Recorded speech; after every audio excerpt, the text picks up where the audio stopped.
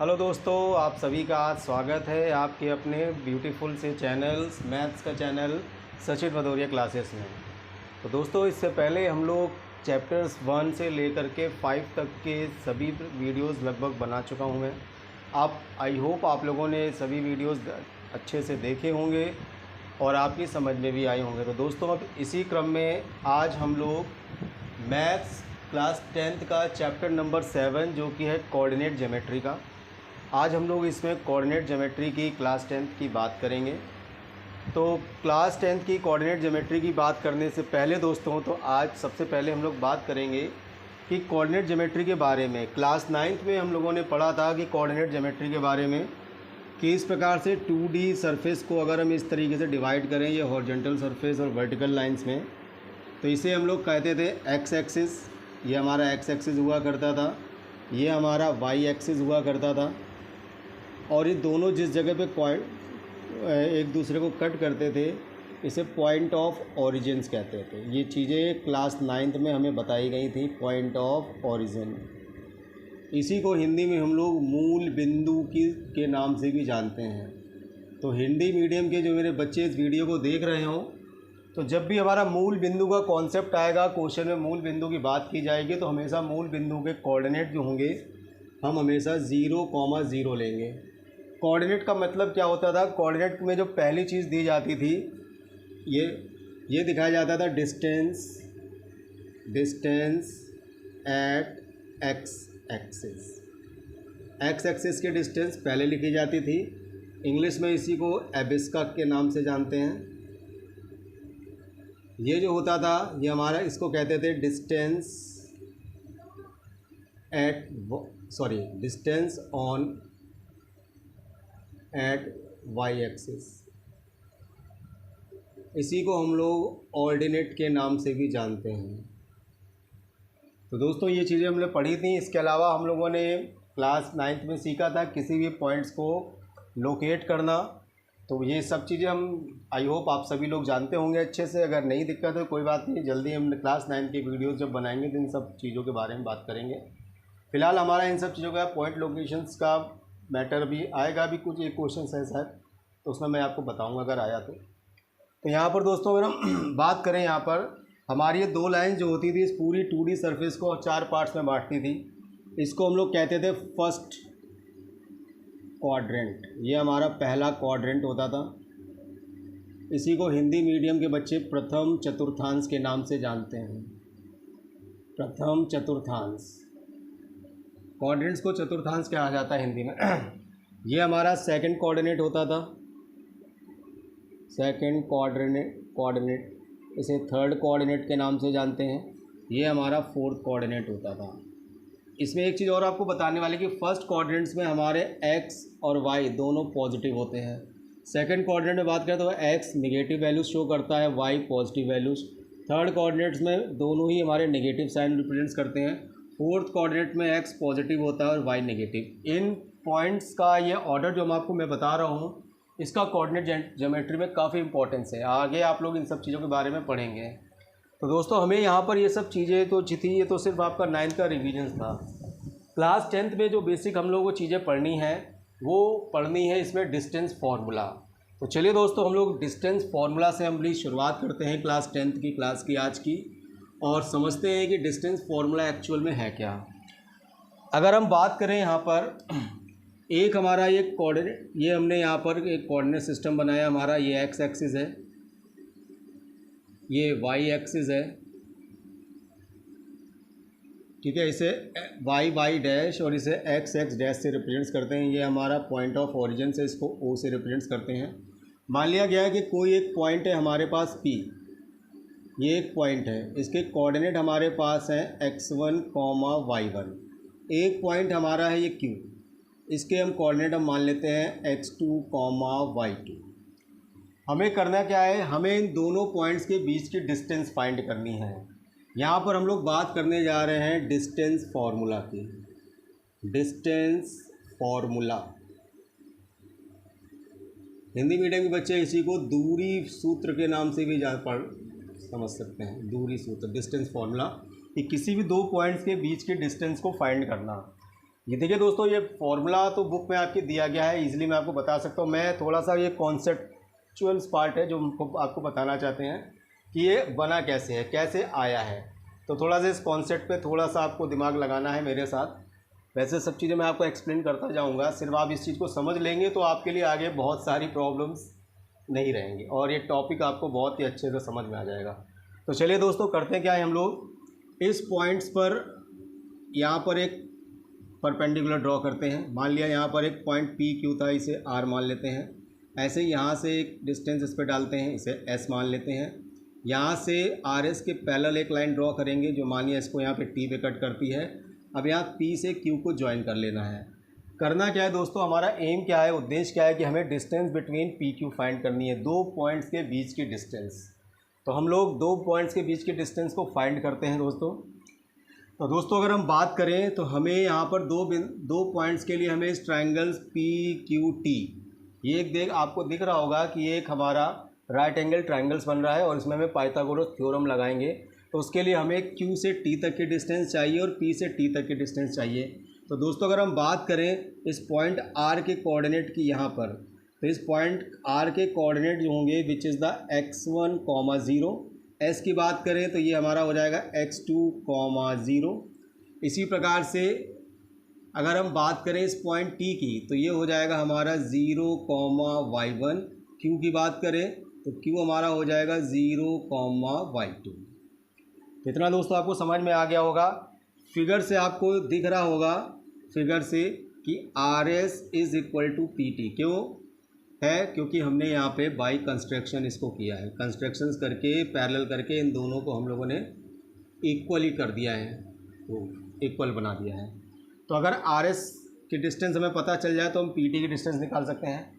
R S की जो distance होगी आर से, इसके लिए हमें करना क्या है, हमें ओ से एस तक की डिस्टेंस में से ओ से आर तक की डिस्टेंस को सब्ट्रैक्ट करना है। तो ओ से एस तक की डिस्टेंस हमारी कितनी दोस्तों, यहाँ पर x2, ओ से आर तक की कितनी है x1। तो यहाँ से आर एस और पी टी, यानी कि पी टी की वैल्यू हमारे पास यहाँ से निकल के आ गई x2 माइनस x1। सिमिलरली इसी प्रकार से अगर हम क्यू टी को फाइंड करना चाहते हैं, क्यू टी, तो क्यू टी के लिए हमें क्या करना पड़ेगा, क्यू एस डिस्टेंस में से टी एस डिस्टेंस को सब्ट्रैक्ट करना पड़ेगा। तो इनके कोऑर्डिनेट हमने ऑलरेडी लिख चुके हैं यहाँ पर। तो यहाँ से यहाँ तक की जो डिस्टेंस है ये है हमारी y2, यहाँ से यहाँ तक की जो डिस्टेंस है विच इज़ द y1। तो ये हो जाएगा हमारे पास y2 माइनस y1। तो यहाँ दोस्तों आप देख रहे होंगे कि Q से T तक की डिस्टेंस हमें पता चल गई है और P से T तक की डिस्टेंस यहाँ पर हम लोगों ने निकाल ली है, दोनों वैल्यूज़ निकल आई हैं। तो अब हम दोस्तों यहाँ पे क्या करेंगे कि नाउ इन राइट ट्रायंगल्स की बात करेंगे पी टी क्यू में। पी टी क्यू में अब यूज़ करेंगे हम लोग बाई पाइथागोरस थ्योरम का यूज़ करेंगे। पाइथागोरस थ्योरम हमारी क्या कहती है, पाइथागोरस थ्योरम जो है ये किसी भी राइट एंगल ट्रायंगल में अप्लाई होती है। इसमें कहा जाता है कि राइट एंगल के सामने हाइपोटेनियस होता है। तो ये कहता है कि हमारा ये हाइपोटेनियस पे बना स्क्वायर जो होता है ये अदर टू साइड्स यानी कि परपेंडिकुलर के स्क्वायर के और बेस के स्क्वायर के सम के इक्वल होता है, इन दोनों के बराबर। अब यहाँ पर अगर इनकी वैल्यूज़ लिख दें तो यहाँ पे हाइपोटेनियस हमारा क्या है दोस्तों, पी क्यू। तो यहाँ पे पी क्यू का स्क्वायर हो जाएगा फिगर से।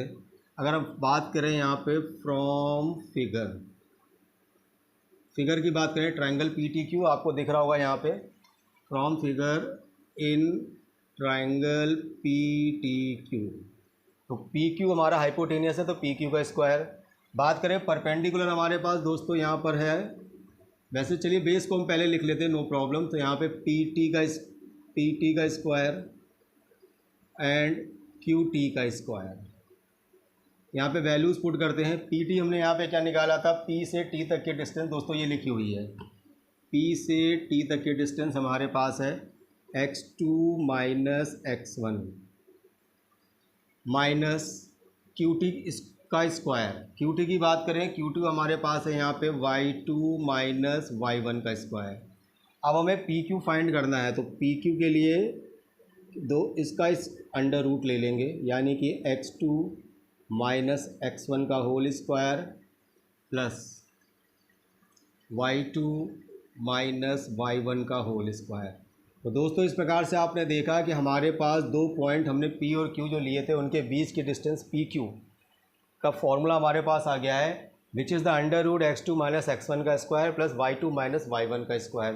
दोस्तों इसी फॉर्मूले को आप चाहें तो ऐसे भी लिख सकते हैं, इसी PQ को हम लोग लिख सकते हैं यहाँ पर under root x1 minus x2 का whole square plus y1 minus y2 का होल स्क्वायर। एक्चुअली में ये दोनों फॉर्मूले सेम टू सेम है, आप चाहे तो x2 माइनस x1 करें या y2 माइनस y1 करें, इसमें कोई फ़र्क नहीं पड़ता। रीजन्स क्या है कि मान लिया यहाँ पर करने x2 माइनस x1 करें और वैल्यूज़ हमारी माइनस में आ रही है तो माइनस का स्क्वायर करेंगे तो प्लस हो जाएगा, अगर प्लस में आ रही वैल्यू तो प्लस का स्क्वायर करेंगे तो प्लस हो जाएगा। तो इसलिए आप ये इन दोनों में से किसी को भी यूज़ कर सकते हैं, ऐसा कोई भी बाउंडेशन नहीं है कि यही फार्मूला करेक्ट है।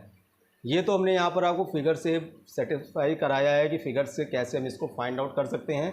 कभी अगर आपसे कोई पूछ ले तो कैसे ये फार्मूला बना है तो इस फार्मूले का डेरिवेशन ऐसे हुआ है। तो चलिए दोस्तों, आई होप आप लोगों को ये चीज़ समझ में आ गया होगा।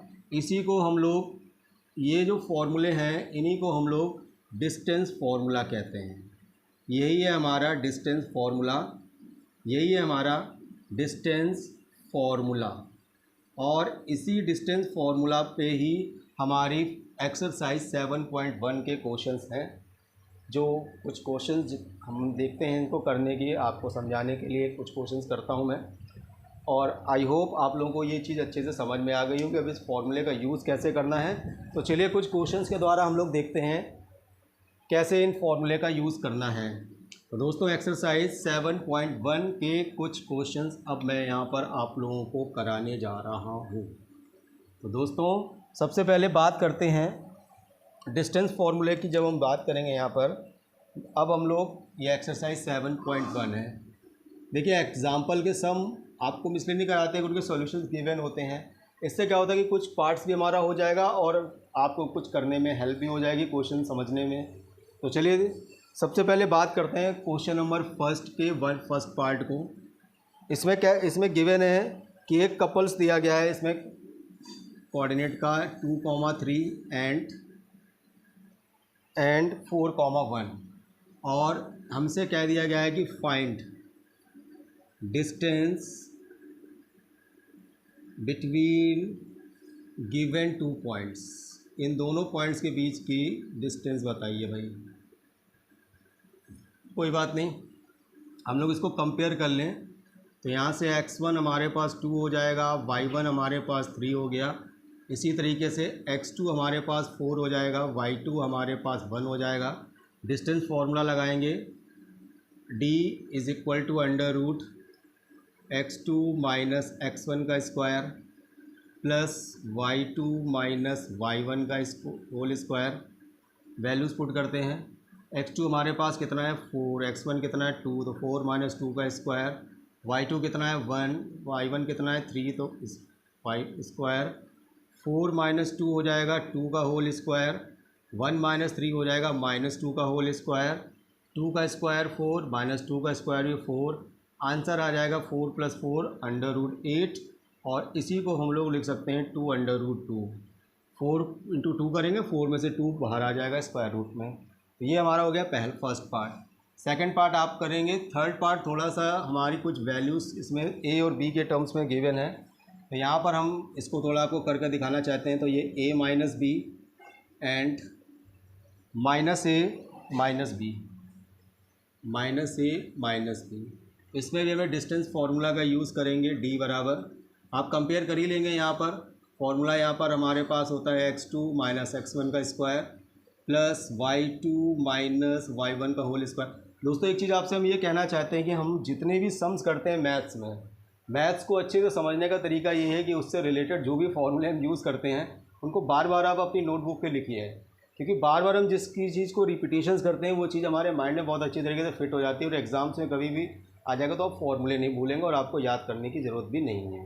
लेकिन उसके लिए प्रैक्टिस ऐसे ही करनी है कि रेगुलर जब भी आप सम्स करें तो ये फार्मूला बार बार लिखें, हर क्वेश्चन में लिखें, सेम ही है लेकिन बार बार रिपीट्स करें। तो चलिए यहाँ पे कंपेयर करते हैं हम लोग। x2 हमारे पास है यहाँ पे माइनस a, x1 हमारे पास है माइनस a प्लस y2 हमारे पास है माइनस b, y1 हमारे पास है b, तो इसका होल स्क्वायर तो होगा क्या, माइनस ए मिलके -2a का होल स्क्वायर हो जाएगा, ये मिल करके -2b बन जाएंगे।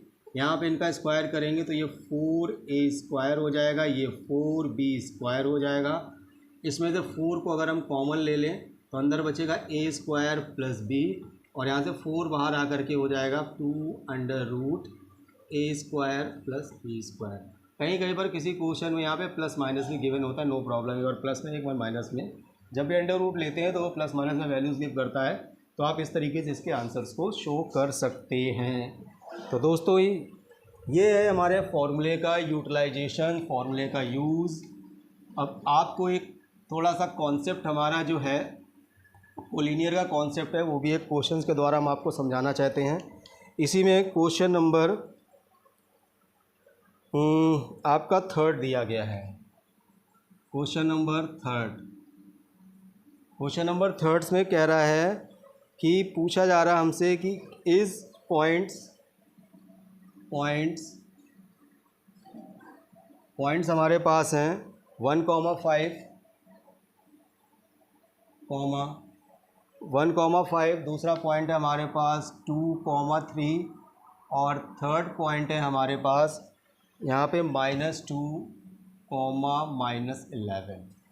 इनसे हमसे पूछा गया क्या है कि क्या इज़ these points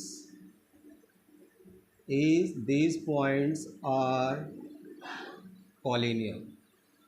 कॉलिनियर पूछे गए हैं।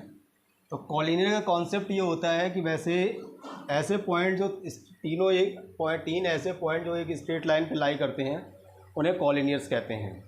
लेकिन यहाँ पे अब कॉन्सेप्ट क्या है कि मान लिया जा हमने कि लेट a 1,5 है, b 2,3 है, और c को यहाँ पे कंसीडर कर लेते हैं -2, -11। तो हमें क्या करना है, यहाँ पे डिस्टेंस निकालनी है ए बी की। तो ए बी के लिए डिस्टेंस हम लोग लगाएंगे, डिस्टेंस फॉर्मूले का यूज़ करेंगे।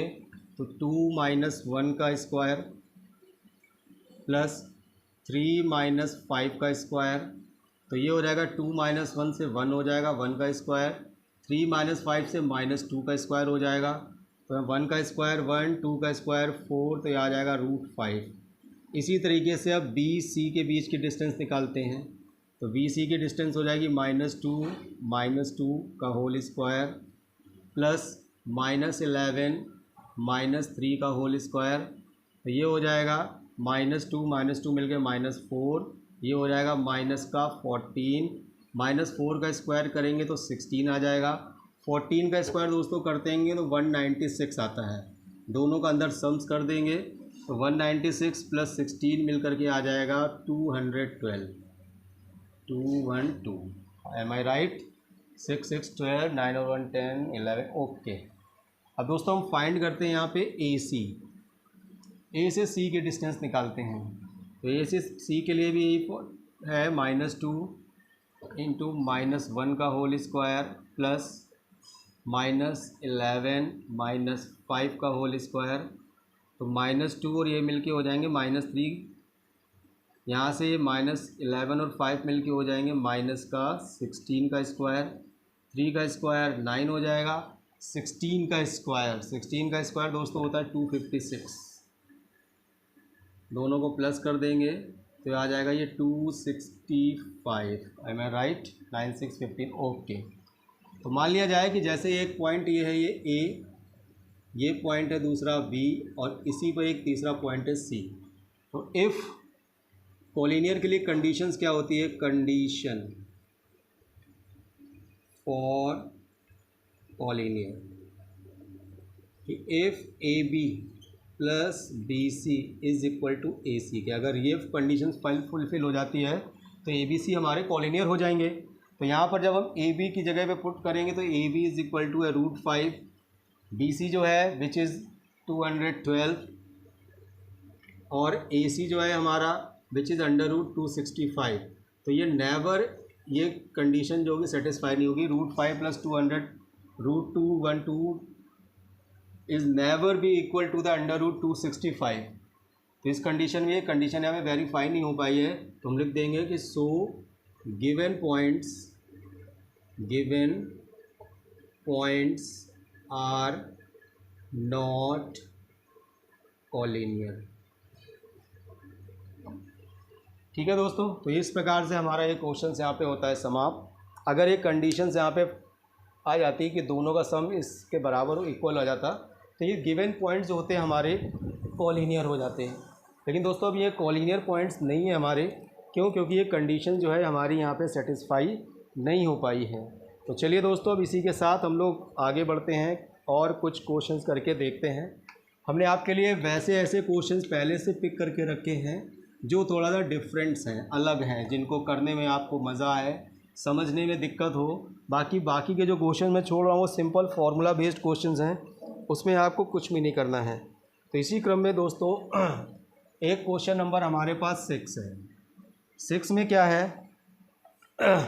6 में हमारे 3 पार्ट्स दिए गए हैं। इसका एक पार्ट्स हम आपको कर देंगे यहाँ पर। फर्स्ट पार्ट, इसमें कुछ पॉइंट्स हमारे दिए गए हैं जैसे -1 -2। दूसरा पॉइंट है हमारा 1, 0। थर्ड पॉइंट है हमारे पास यहाँ पे -1, 2। फोर्थ पॉइंट है हमारे पास -3, 0। ठीक है दोस्तों, हमसे ये पूछा गया है कि ये 4 पॉइंट्स हैं, तो इन 4 पॉइंट से होकर एक क्वाड्रिलेटरल्स बनेगा। हमें उस क्वाड्रिलेटरल्स का टाइप बताना है कि वो किस टाइप का क्वाड्रिलेटरल्स है। तो दोस्तों इस क्वेश्चन को करने के लिए मैं आपको थोड़ा सा इसका ग्राफिकल रिप्रेजेंटेशन इन पॉइंट्स का हम चाहते हैं करके देखते हैं। 1 2 3 4 5, इधर आ जाइए। -1 -2 -3 -4, ऊपर की तरफ चलते हैं। +1 +2 +3 +4, नीचे आइए। -1 -2 -3। तो पहला पॉइंट अगर हम लोकेट करें -1 -2, तो -1 -2 पहला पॉइंट ये हमारे पास आ जाएगा। इसको मान लेते हैं लेट्स A। -1 -2 ये पॉइंट है आपका। ये आई थिंक थोड़ा सा इसमें मिस प्रिंट हो रहा है, तो चलिए दूसरा एक मार्कर है हमारे पास, मिल गया, इसका यूज़ करते हैं। ये पॉइंट हमारा अगर दिख रहा होगा आप लोगों को। दूसरा पॉइंट है हमारा 1, 0, यानी कि x एक्सिस पे 1 है, तो दूसरा पॉइंट हमारे पास ये हो जाएगा 1, 0। इसको पॉइंट B मान लेते हैं। तीसरा पॉइंट है -1, 2, तो -1 पे 2, थर्ड पॉइंट हमारे पास ये आ जाएगा C, -1, 2। थर्ड पॉइंट है -3, 0, विच इज़ द D, -3, 0। अब इनको हम ज्वाइन कराते हैं, तो A से B को ज्वाइन करा दिया, B से इसको ज्वाइन करा दिया, -3 से इसको ज्वाइन करा दिया, और ये देखिए तो ये हमारा एक कोऑर्डिनेटर्स बन गया। आपको दिख रहा होगा ये एक, आई थिंक अब देखते हैं इनकी डिस्टेंस निकाल करके क्या है। वैसे मुझे तो थोड़ा सा ये रेक्टेंगल फॉर्म में लग रहा है, देखते हैं। चलिए, तो ये फिगर इस तरीके से बन गया है। आपको एग्ज़ाम से फिगर नहीं बनाना है, ये सब चीज़ें तो आपको समझाने के लिए मैंने की गई हैं, कि इससे थोड़ा सा एक रफली आइडिया हो जाता है कि हमारा ट्रायंगल कंस्ट्रक्ट होगा कैसा होगा, तो उससे हमारे आंसर जो निकालेंगे आप थोड़ा सा कॉन्फिडेंट हो जाएंगे इस टाइप के क्वेश्चन को करने के लिए। तो दोस्तों ये सब कुछ नहीं करना है हमें, यहाँ पर वही चीज़ हम मान लेंगे कि A -1 -2 है, B 1, 0 है, C -1, 2 है, and D point D which is the -3, 0। Distance हमें निकालनी है A से B के बीच में, AB डिस्टेंस फार्मूला 1 -1 मिलके +1 हो जाएगा यहाँ पे, 0 माइनस मिलके +2 का स्क्वायर, तो ये आ जाएगा 1 + 1 2 का होल स्क्वायर +2 का होल स्क्वायर 4 + 4 मिलके आ जाएगा √8। अब B से C की डिस्टेंस निकालते हैं, BC के लिए। अब इसको ये BC आ गया हमारा, BC तो -1, -1 का होल स्क्वायर 2, 0 का होल स्क्वायर, तो -1 मिलके -2 का होल स्क्वायर +2 का होल स्क्वायर, तो ये भी आ जाएगा √4 मिलके √8। A भी निकल गया, BC निकल गया। अब C से D की तरफ मूव करते हैं, CD फाइंड करते हैं। तो CD, ये CD है हमारा, तो -3 का स्क्वायर +1 हो जाएगा, ये प्लस 0 - 2 का स्क्वायर एक बार फिर से दोस्तों ज़रा चेक कर लेते हैं। ओके, तो -3 में से +1 करेंगे तो -2 का होल स्क्वायर, यहाँ से -2 का होल स्क्वायर, अगेन ये आ जाएगा 2 का स्क्वायर 4, 2 का स्क्वायर 4, आंसर आ जाएगा √8। अब दोस्तों हम ए से डी की तरफ मूव करते हैं, ए डी फाइंड करते हैं, ए डी डिस्टेंस। तो ए और डी, तो चलिए हम लोग डी को मान लेते हैं यहाँ पे। तो -3 -1 मिलके +1 होल स्क्वायर, प्लस नेक्स्ट हमारे पास है 0 -2 करेंगे तो 0 + 2 हो जाएगा। अगेन यहाँ से -2 का होल स्क्वायर +2 का होल स्क्वायर, 4 + 4 यानी कि √8। तो दोस्तों आप देख रहे होंगे यहाँ पर here AB is equal to BC is equal to CD is equal to AD, ये सारी वैल्यूज़ हमारी बराबर आई है, विच इज़ द √8। तो √8 यहाँ रहे, यानी कि चारों साइड हमारी सेम है। तो चारों साइड सेम है तो ये दो, या तो हमारा रोम्बस हो सकता है या हमारा स्क्वायर होगा। अब इसके लिए थोड़ा सा एक कॉन्सेप्ट और हमारे पास है कि ये चेक करके बताना कि रोम्बस और स्क्वायर में से क्या है। हम क्या करते हैं, हम यहाँ से BD, ये BD आपको दिख रहा होगा, BD, हम यहाँ से एक यहाँ पे डायगोनल लेंथ ले लेते हैं। मान लीजिए यहाँ पर BD है, BD फाइंड कर लेते हैं, B से D की डिस्टेंस। तो B से D की डिस्टेंस हमारी कितनी है, ये 1,0 है, 1,0, और ये ठीक है। तो BD अगर हम फाइंड करें B से D तो ये हो जाएगा -3 और -1 का होल स्क्वायर प्लस 0 -0 का होल स्क्वायर। तो ये -3 मिल करके -4 हो जाएगा, इधर 0 का स्क्वायर 0, यानी -4 का स्क्वायर 16 आ रहा है, 16 आ रहा है दोस्तों यहाँ पर, रूट में 16। अब हमें करना क्या है कि इन ट्रायंगल हमारे पास देखिए सभी है, तो अगर हम BCD ले लें या ABD ले लें, किसी भी ट्रायंगल्स को लेके पाइथागोरस थ्योरम लगा के चेक करते हैं।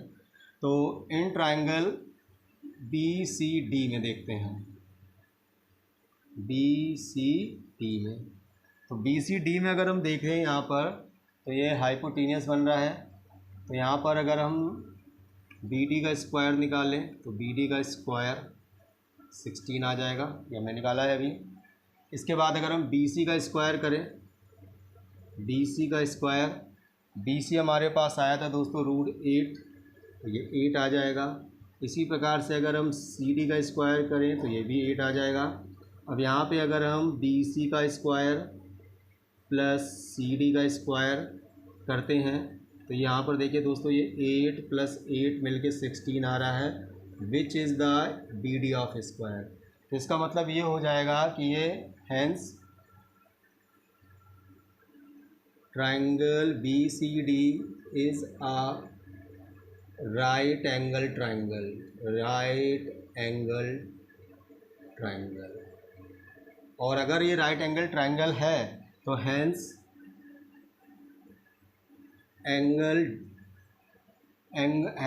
Angle C will be a right angle. तो ये हमारा एक राइट एंगल होगा।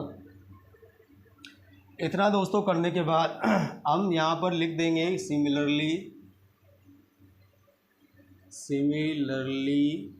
वी कैन शो, हम यहाँ पे शो कर सकते हैं कि that angle A equal angle B equal angle C equal angle D, ये चारों एंगल इक्वल होंगे, विच is the 90 degree.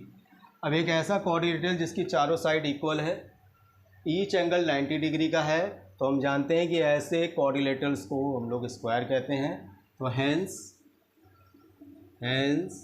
Given coordinate are formed a square. दोस्तों ये हमारा क्वेश्चन यहाँ पे होता है समाप्त। आप लोगों की समझ में आ गए होंगे सारे कॉन्सेप्ट। अगर यहाँ पर साइड, अगर यहाँ पे मान लीजिए 90 डिग्री का नहीं आता है, कंडीशन वेरीफाई नहीं होती, तो ये हमारा रोम्बस हो जाता है। क्योंकि रोम्बस में भी ये प्रॉपर्टी होती है कि चारों साइड इक्वल होती है, बट एंगल जो होता है उसका ईच एंगल 90 डिग्री का नहीं होता है। लेकिन स्क्वायर की एक कंडीशंस होती है कि ईच एंगल 90 का होता है और चारों साइड हमारी सेम टू सेम होती है। तो दोस्तों ये एक बहुत ही बढ़िया और इम्पोर्टेंट क्वेश्चन था। मैं चाहता हूँ इसके जो 2 पार्ट्स रह गए उसकी आप ज़रूर प्रैक्टिस करें, जिससे कि आप लोगों को ये कॉन्सेप्ट बहुत ही अच्छे से हो जाए, क्लियर हो जाए। बहुत ही बढ़िया क्वेश्चन था, इसीलिए मैंने इसको पिक किया आप लोगों के लिए, समझाया इसको अच्छे से कि सारी चीज़ें आपके लिए क्लियर हो जाएं, बिल्कुल एक एक पॉइंट, एक एक लाइन। ठीक है दोस्तों, इसी सीक्वेंस में एक क्वेश्चन और मैं आपको कराना चाहता हूँ। ये थोड़ा सा क्वेश्चन जो है हमारा जो है क्या, क्वेश्चन नंबर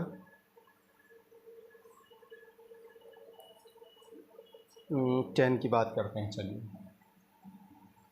लास्ट क्वेश्चन है हमारा इस एक्सरसाइज का। इसमें कह रहा है कि find the relation between the x and y, कि हमारे पॉइंट्स दिए गए हैं। पॉइंट्स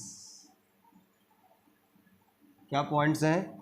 एक पॉइंट्स है हमारे पास x, y, एक पॉइंट है हमारे पास 3, 6, एक पॉइंट है हमारे पास -3,